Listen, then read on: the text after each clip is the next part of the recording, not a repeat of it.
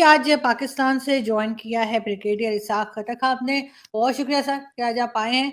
और मैं साथ साथ ये भी बताती चलूं कि सर का ताल्लुक आईएसआई से भी रहा है, जिसका हमेशा इंडिया में एक शोर सा मचा रहता है।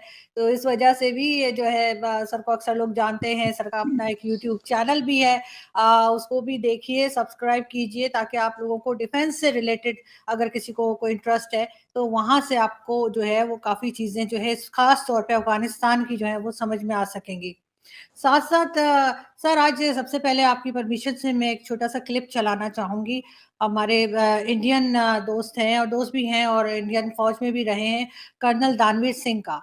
और कश्मीर के हवाले से उन्होंने एक वीडियो बनाई थी, लेकिन हम पहले वो क्लिप देख लेते हैं कर्नल साहब का और उसके बाद बात करते हैं। लेकिन उससे पहले मैं बहुत शुक्रिया अदा करना चाहूंगी कर्नल साहब का कि उन्होंने परमिशन दी कि उनका ये वीडियो क्लिप हम इस्तेमाल कर पा रहे हैं। और उनका भी चैनल देखिए और सब्सक्राइब कीजिए। जिन लोगों को भी डिफेंस रिलेटेड बातें आप लोगों को समझनी है, तो मैं इसलिए बार बार बता रही हूँ कि ये लोग डिफेंस के ऊपर बात कर रहे होते हैं, बाकी पॉलिटिक्स तो हमारी चलती रहती है। तो सर विद योर परमिशन मैं वीडियो जी क्लिप प्ले जी करती हूँ। जय हिंद दोस्तों। आज एक खबर आई है और वो खबर ये है कि कश्मीर घाटी के अंदर स्टिकी बम पकड़ा गया है। अब ये स्टिकी बम क्या है और कश्मीर घाटी में इसका आना, इसका मतलब क्या है, ये मैं आपको समझाता हूं। सबसे पहली बात कि स्टिकी बम वाली तकनीक के एक्सप्लोजिव अगर घाटी में है तो सुरक्षा बलों की चिंताएं आने वाले समय में बहुत ज्यादा बढ़ने वाली हैं। इससे समस्या और भी गंभीर होगी और आप इस तरीके की काफी सारी कहानियां या काफी सारी खबरें सुनेंगे जिसके अंदर मासूमों को टारगेट किया जाएगा। जो बिल्कुल ही अनजान होंगे उनके ऊपर इस तरीके के एक्सप्लोजिव का इस्तेमाल करके और टेरर एक्टिविटीज को सरंजाम दिया जाएगा। तो अब ये है क्या, सबसे पहले इसको जान लेते हैं। दरअसल स्टिकी बम, जैसा कि ये नाम बता रहा है, स्टिक करने वाला है, चिपकने वाला है। और चिपकता ये दो चीजों से है। एक, अगर उसमें चुंबक लगी हो, तो अगर चुंबक लगी हो किसी बम में तो वो चुंबक की मदद से किसी भी गाड़ी के दीवार के ऊपर उसको चिपकाया जा सकता है। एक। दूसरा, सेमी लिक्विड फॉर्म में नाइट्रोग्लिसराइड नाम का एक्सप्लोजिव का इस्तेमाल किया जाता है, जो कि स्टिकी होता है। उसके ऊपर खूब एडेसिव, जैसे चिपकने वाला जो मटेरियल होता है उसकी कोटिंग होती है उसके ऊपर। और ये आप कह ले जैसे टेनिस की बॉल है, जैसे इसको दबाओ तो ऐसे दब जाएगा और अगर उसको प्रेस करो तो प्रेस हो जाएगा। लेकिन ये फर्क होगा कि अगर उसको आप किसी चीज सतह के ऊपर लगा के प्रेस करेंगे तो वो चिपक जाएगा, क्योंकि उसके ऊपर गोंद बहुत ही हाईली स्टिकी गोंद वाला एडेसिव होता है, जो गोंद जैसा होता है कि एकदम चिपक जाता है। तो अब ये दो किस्म के एक्सप्लोजिव यहां आए हैं। अब सवाल ये पैदा होता है कि आए कहां से हैं। भाई, किराने की दुकान से तो मिलेंगे नहीं। भारत की फौज के अंदर भी ये स्टिकी बम नहीं है, ये तकनीकी विदेशी है। मैग्नेटिक बम। जी, तो यहाँ पर जैसे आपने ब्रिगेडियर साहब बात सुनी कर्नल साहब की, तो इनकी वीडियो में जो बात बताई गई है वो ये भी है, उसके आगे का हिस्सा ये भी है कि उनका ख्याल है कि इस किस्म की बात जो है वो पाकिस्तान की तरफ से की जा रही है कश्मीर में। और आपके ख्याल से कई बार ऐसा हो चुका है कि हमने देखा कि बॉर्डर क्रॉस करके लोग जाते हैं और वहां पे कुछ ना कुछ जो है वो कुछ अरेस्ट हो जाते हैं, कुछ मारे जाते हैं। तो आपके ख्याल से ये पाकिस्तान से अगर हो रहा है, और जाहिर है कि बहुत बार इंडिया ने कंप्लेन की है, इन चीजों को हम रोक क्यों नहीं पा रहे? क्योंकि आप खुद भी फौज में रहे हैं, आपको मालूम है कि क्या सिचुएशन होती है बॉर्डर की। अच्छा आरजू, पहली बात तो ये है कि कश्मीर बॉर्डर तो उनके टोटल कंट्रोल में है।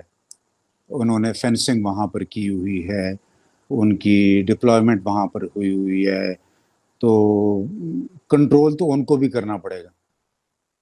और अगर वो कंट्रोल नहीं कर पा रहे तो इसका मतलब है कि कोई ग्रे एरिया बीच में एग्जिस्ट करता है, कोई ग्रे मैटर है, या शायद उन एरियाज को कंट्रोल करना मुश्किल है दोनों ममालिक के लिए। उनकी फौज भी बड़ी है, उनकी टेक्नोलॉजी भी उनके पास अकॉर्डिंग टू देम बड़ी है, उनका सर्वेलेंस सिस्टम भी शायद हमसे बेहतर है, और एक्सपेंसेस भी उसके ऊपर वो कर रहे हैं। यही चीज़ हमारे ऊपर एलिगेशन लगती होती है जब हम अफगानिस्तान को देखते हैं। वो कहते हैं जी फेंसिंग आपने की हुई है, आर्मी आपने डिप्लॉय की हुई है, बाकी पैरामिलिट्री फोर्सेस आपने डिप्लॉय की हुई हैं, तो आप कंट्रोल करें ना अपना निज़ाम। तो हम यही जवाब उनको दे सकते हैं कि आप अपना जो बॉर्डर क्रॉसिंग मैकेनिज्म है उसको इम्प्रूव करें। और कश्मीर का डिफ़िकल्ट टेरेन है, डिफ़िकल्ट टेरेन इस तरह है कि वहाँ आपके दूसरा जो हमारा पाकिस्तान इंडिया का फेंस्ड बॉर्डर है down south, starting from Sialkot नीचे लेते जाएं, तो वो सारे का सारा तो प्लेन टेरिटरी है, वहाँ पर फेंस अच्छी खासी ऊंची है, लाइटिंग सिस्टम है, मैंड है, इलेक्ट्रॉनिकली उसको मॉनिटर किया जाता है, इसलिए वहाँ पर मुश्किलात होती हैं।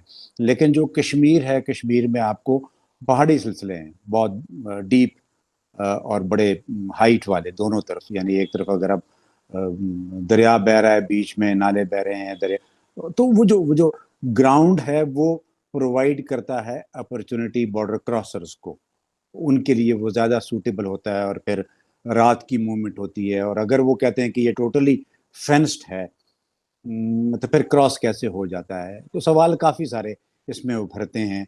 लेकिन दोनों तरफ देखें जी, बात यह है कि कश्मीर एक मसला है, इसको हम 70 साल से हल करने की कोशिश।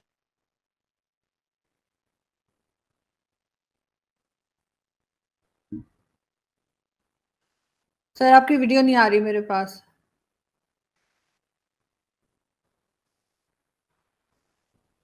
हाँ जी जी, आप अभी आपकी जी अच्छा, सॉरी बीच में ये, नहीं, नहीं, अच्छा देखें अभी वही वाली जो मैं बात कर रहा था, कश्मीर इशू को अगर हम रिजॉल्व करना चाहते हैं, अगर दोनों ममालिक हल करना चाहते हैं उसको, उन लोगों को भी उस अजाब से जान छुड़ाना चाहते हैं जो वहाँ पर रह रहे हैं पिछले 70 सालों से, जो एक मुश्किल हालात में से गुजर रही है, वहाँ की आवाम भी और इंडियन हुकूमत भी, हम लोग भी, हम सारे, दोनों फौजें, उधर भी नुकसान होता है, इधर भी नुकसान होता है। लेकिन अगर इस मसले को हल करना है तो उसके लिए कोशिश करनी पड़ेगी, बैठना पड़ेगा, बातचीत करनी पड़ेगी।